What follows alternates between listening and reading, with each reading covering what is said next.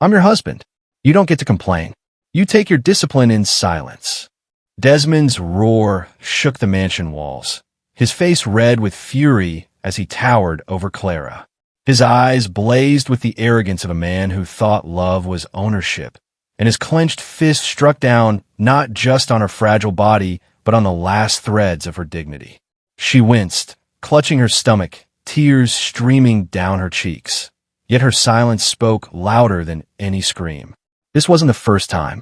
Night after night, Clara had endured his wrath, and every morning he expected her to crawl back with apologies, serving him breakfast as if nothing happened.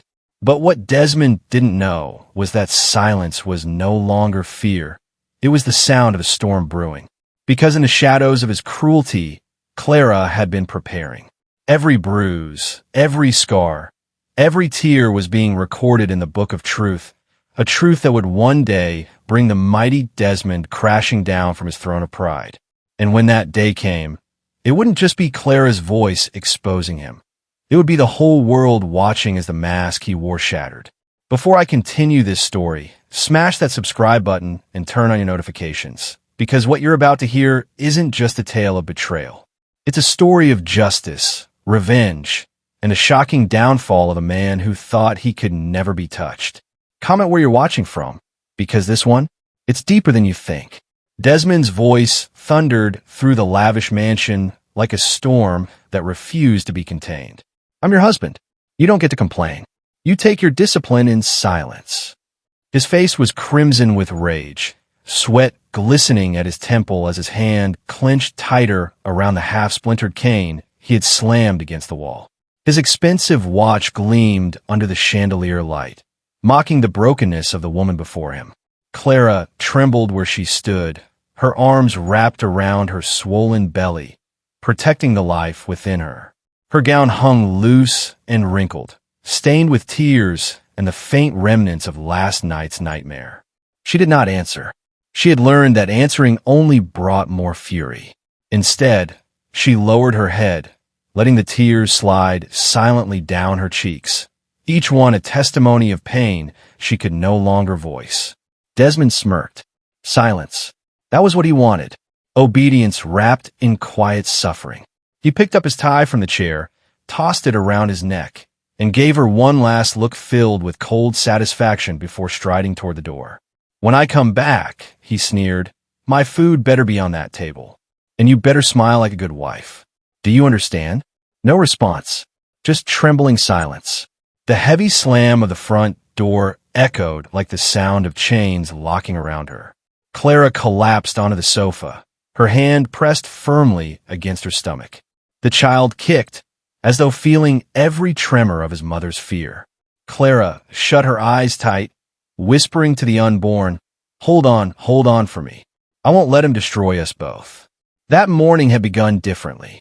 Desmond had woken with the expectation of his apology breakfast, golden eggs, buttered bread, steaming coffee, and Clara's forced smile. It was their ritual of torment, his twisted way of confirming her submission. But no tray appeared, no aroma from the kitchen, no wife kneeling with a tray of forgiveness. Instead, silence had greeted him, silence that fed his anger until he stormed into her room, demanding obedience. Clara had reached her breaking point. She no longer had the strength to play his twisted games. Behind her swollen eyes, a plan was forming, quiet but dangerous, delicate yet powerful. By afternoon, the mansion was too quiet.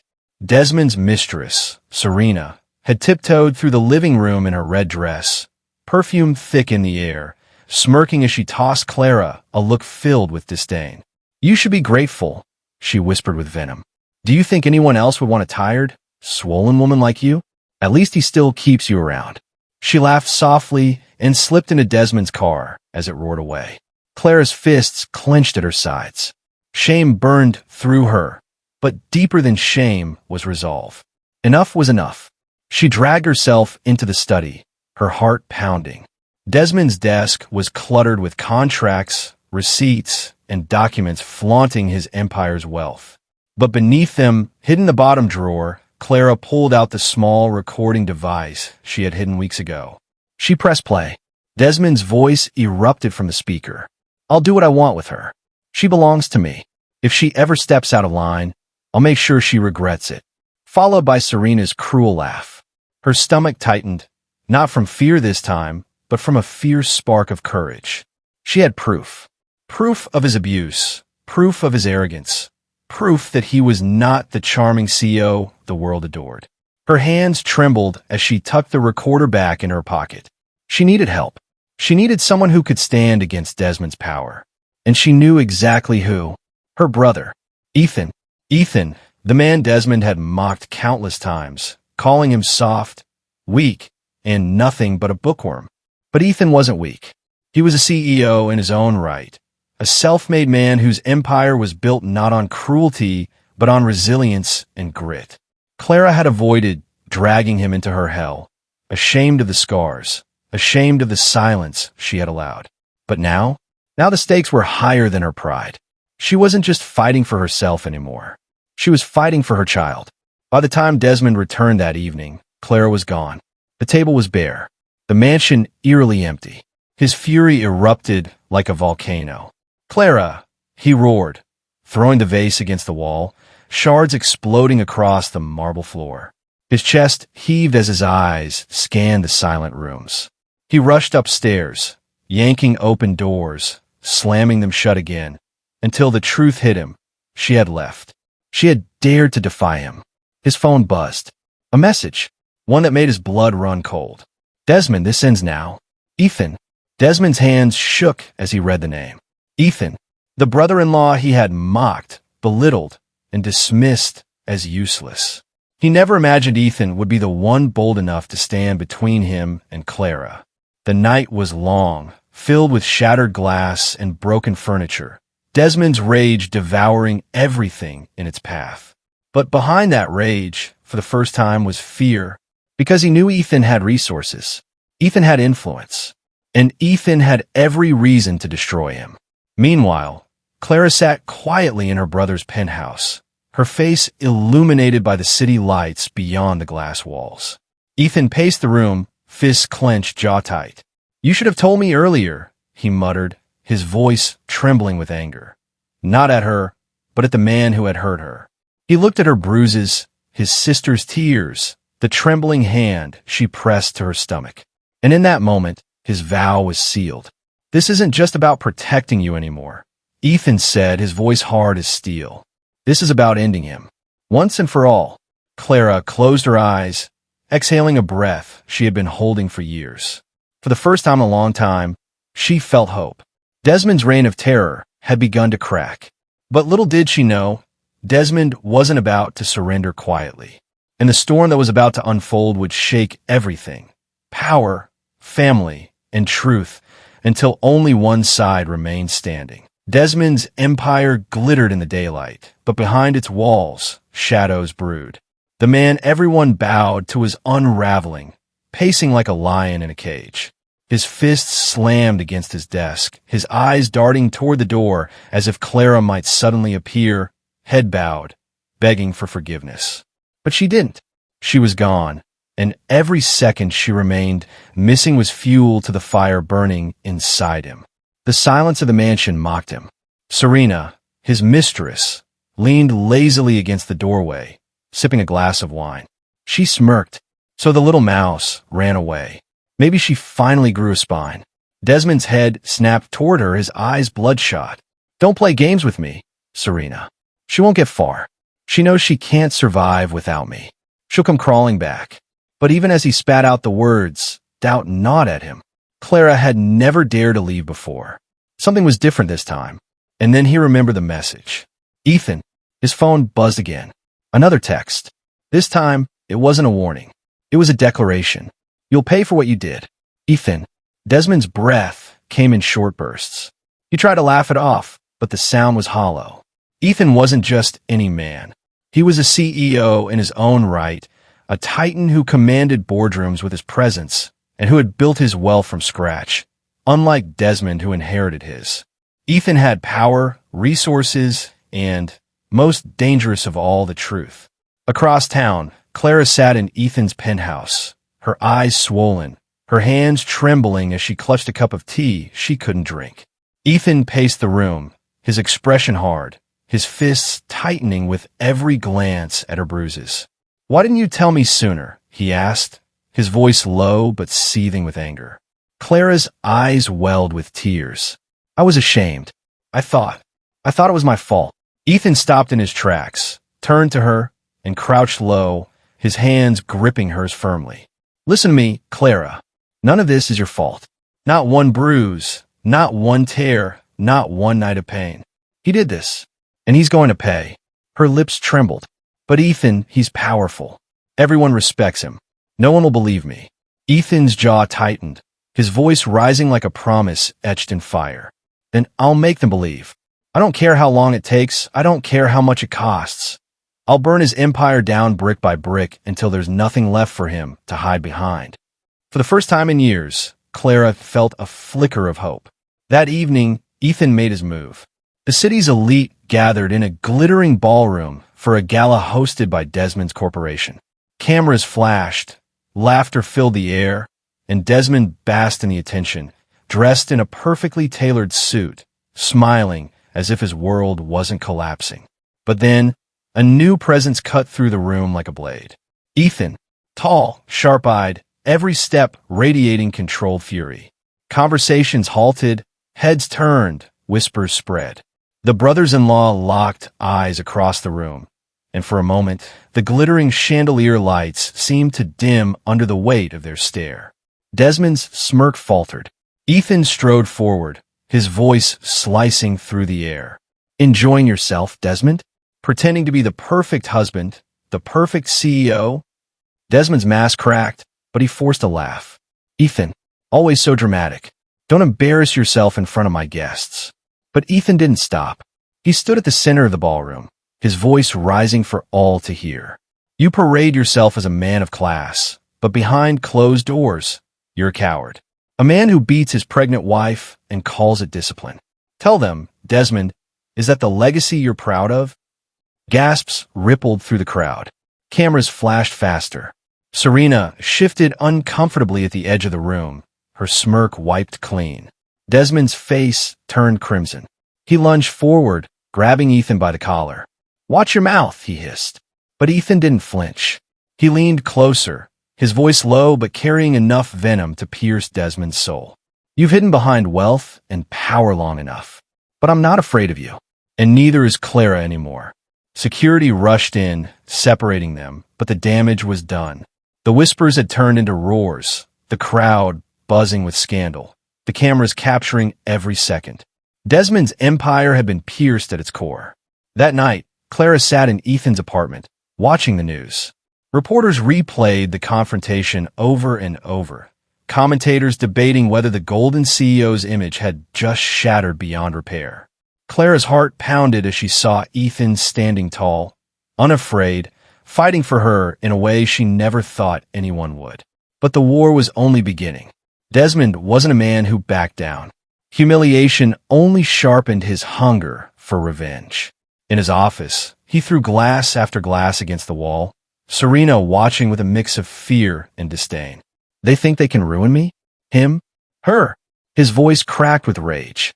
"I'll crush them both. I'll take everything he owns, everything he loves, and I'll make her crawl back to me." Begging. Serena touched his arm gently, but he shoved her away. His pride had been wounded, and that made him more dangerous than ever. Meanwhile, Ethan was strategizing. He called in allies, business partners, legal experts. He released the recordings Clara had kept hidden, audio of Desmond's cruelty, his threats, his confessions. Social media erupted.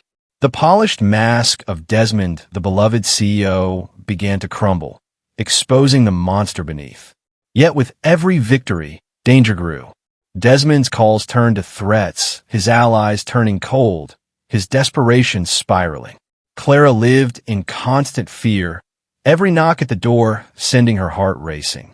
Ethan guarded her fiercely, but even he knew Desmond wasn't going to go down quietly. The city had become a battlefield. On one side, a brother fighting for justice. On the other, a tyrant clinging to power. And in the middle, a woman whose silence had finally been broken, her truth now echoing louder than any of Desmond's roars. And as the fire burned on both sides, one truth became clear. Only one of them would be left standing. The city buzzed like a hive after Ethan's public confrontation with Desmond. Headlines screamed across screens. Golden CEO accused of abuse. Ethan Daniels confronts brother-in-law. Truth behind the empire? Investors whispered. Employees exchanged uneasy glances, and loyal followers of Desmond's carefully curated image began to question everything. But Desmond? He was a wounded predator, and a predator wounded is twice as dangerous. Inside his penthouse, the air was thick with rage. He paced like a madman, eyes bloodshot, jaw clenched. Serena sat on the velvet sofa, her arms crossed, nervous but still trying to mask it with arrogance. You need to fix this, Desmond. Your image is in flames. People are pulling out of deals. The board is panicking. Desmond spun on her, slamming his fist on the table so hard the crystal vase shattered. Don't tell me what I already know. This is Ethan's doing. Clara, she dared to drag my name into the mud. His voice dropped into a growl. I gave her everything, and this is how she repays me. Serena smirked faintly. You gave her scars, and now she's got someone stronger to fight for her. For a moment, silence hung between them. Then Desmond's lips curled into a cruel smile. Stronger? He thinks being loud in a ballroom makes him strong? No, I'll show him strength. I'll take from him what he's trying to protect. Then he'll learn. Meanwhile, Ethan's office was alive with activity. Lawyers filed in and out, PR specialists drafted statements, and investigators gathered documents. Ethan stood at the center like a general commanding his army, his every word sharp with determination. Keep the recordings ready, he ordered. Leak them in intervals, not all at once. He needs to feel the walls closing in and dig into his financials. I know there are skeletons there, fraud, laundering, anything. He built his empire on dirt. Let's uncover it. Clara sat quietly in the corner, wrapped in a shawl, her face pale, but her spirit slowly igniting. She watched her brother work with ferocity, and for the first time, she began to believe Desmond could be defeated. Yet fear never left her chest. She knew Desmond, his pride, his cruelty. He would not simply accept defeat. And she was right. Late that night, a black car pulled up outside Ethan's penthouse. Two men in suits stepped out, their faces cold, their eyes hard. They left a box at the front door before disappearing into the shadows. When Ethan opened it, his heart froze. Inside was a single photograph. Clara, heavily pregnant, smiling faintly in a family picture from years ago. Across it, written in red ink, "She is mine. Always." Ethan's knuckles went white as he crumpled the photo. His fury surged like a wildfire. He knew Desmond wouldn't stop at threats. He would come for Clara, one way or another. "Over my dead body," Ethan whispered. The next day, Desmond launched his counterattack. News outlets, once in Ethan's favor, suddenly carried smear pieces. Stories about Ethan's past, fabricated scandals, whispers of corruption. Desmond had called in every favor, paid off every journalist, twisted every narrative. Ethan Daniels is jealous of his brother-in-law's success. Is this a family feud disguised as abuse allegations? Clara Daniels, troubled wife or pawn in her brother's vendetta? The world was split. Some believed Ethan and Clara. Others clung to Desmond's lies. The battle was no longer just personal. It was a war for truth in the eyes of millions. Ethan didn't flinch. He gathered Clara in his office and showed her the articles. He wants you to break. He wants you to think no one will believe you. He looked into her eyes, his voice steady as steel. But I believe you, and that's enough to fight until the end. Clara's lips trembled, but she nodded. Then let's end him. As the days passed, Desmond's desperation deepened. His calls to Clara grew venomous. Come back, Clara. You belong here. You think Ethan can protect you? He can't. He'll fail you, like everyone else. His voice slithered through the phone line like poison. When I find you, you'll regret ever leaving. Clara hung up, her hands shaking. She pressed against her stomach, whispering, "Not this time. You'll never touch us again." That night, Ethan unveiled his boldest move yet. At a press conference streamed live across the nation, he stood tall beside Clara. The room buzzed with reporters, cameras flashing like lightning. Ethan's voice carried authority as he introduced her. "This is my sister, Clara Daniels. For years, she has suffered in silence under the hand of the man you all admire. Tonight, that silence ends." Clara stepped forward, her voice trembling but rising with every word. "I was told I had no voice, that my pain didn't matter, that as a wife, I should endure discipline in silence. But silence nearly killed me, and my child, no more."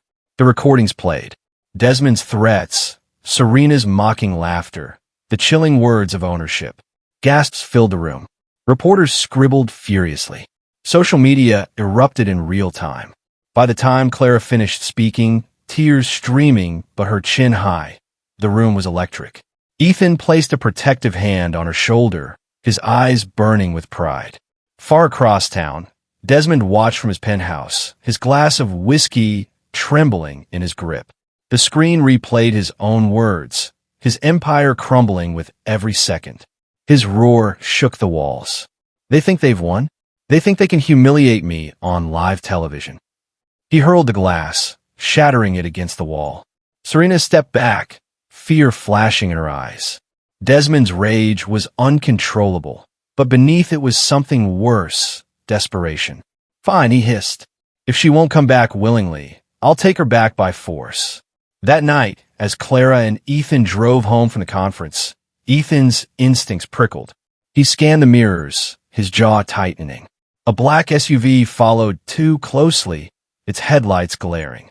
Clara clutched his arm. "Ethan, they're following us." His grip tightened on the wheel. "Hold on."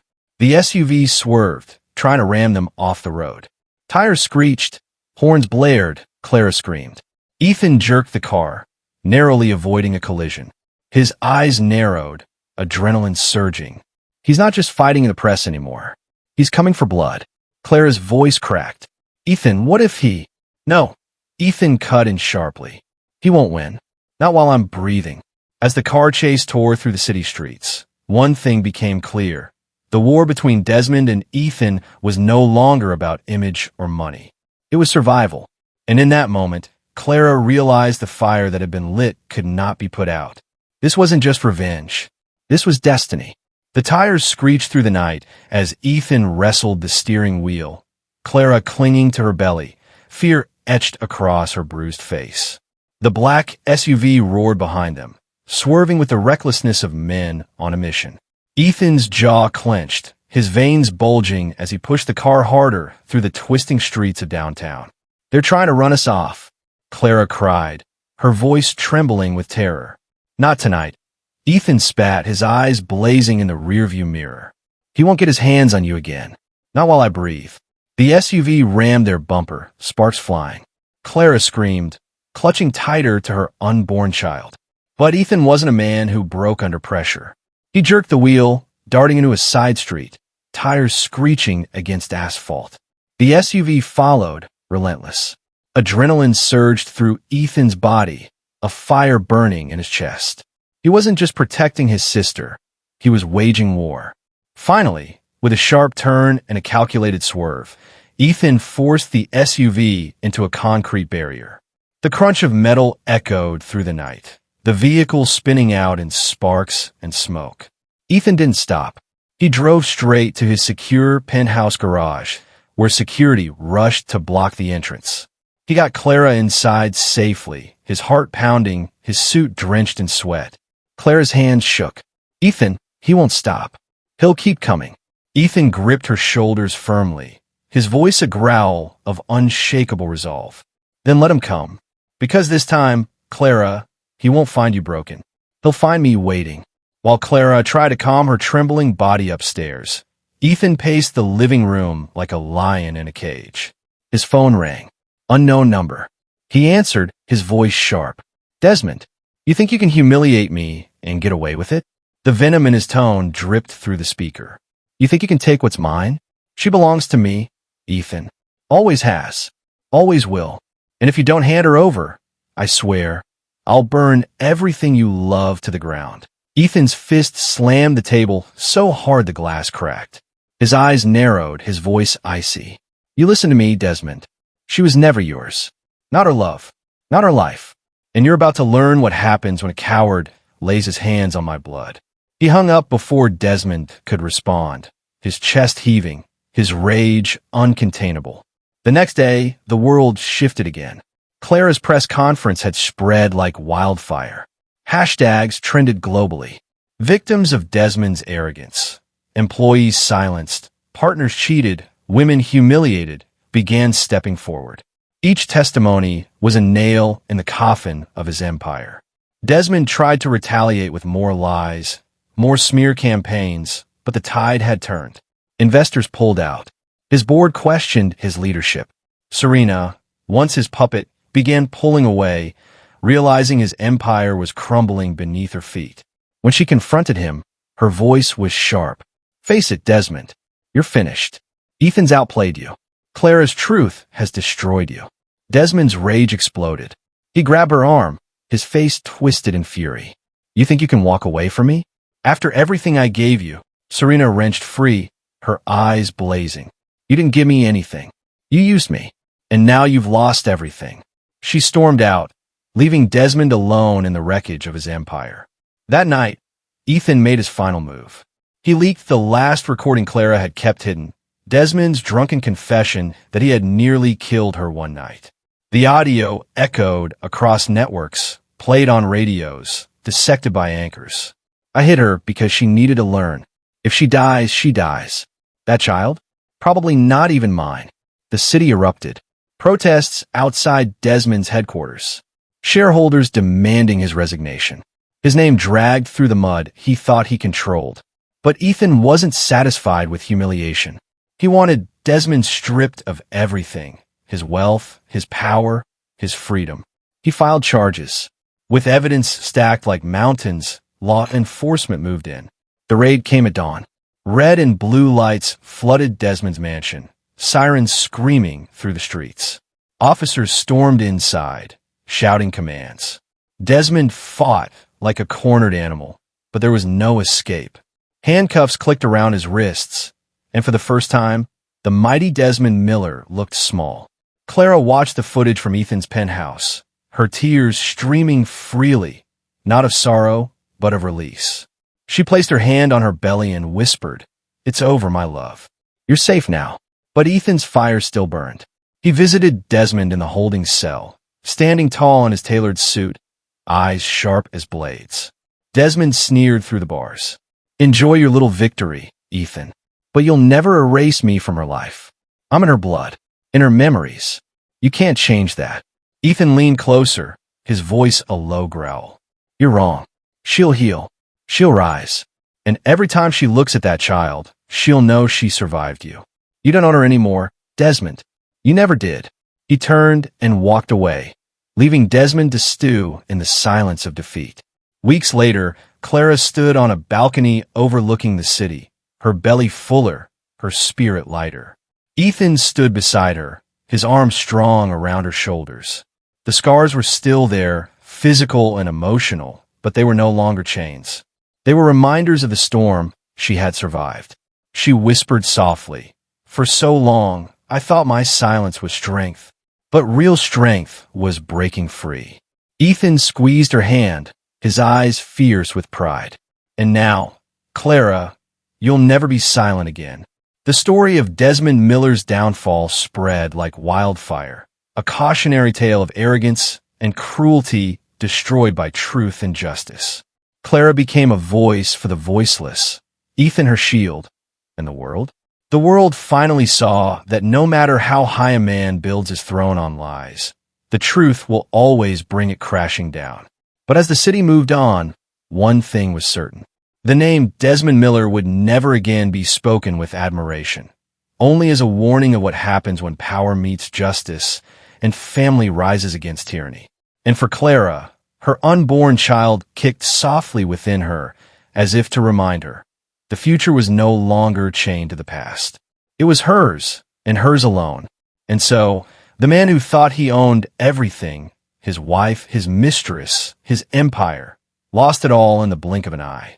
Desmond's name, once dripping with power, now carried nothing but shame. Clara, bruised but unbroken, found her voice again. And her brother? He proved that sometimes family isn't just blood.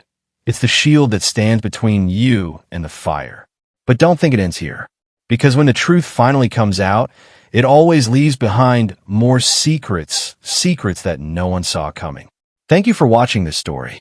If you want to see how far justice can go when betrayal meets revenge, smash that subscribe button, turn on the bell, and comment where you're watching from. Because the next story? It's darker, deeper, and twice as shocking.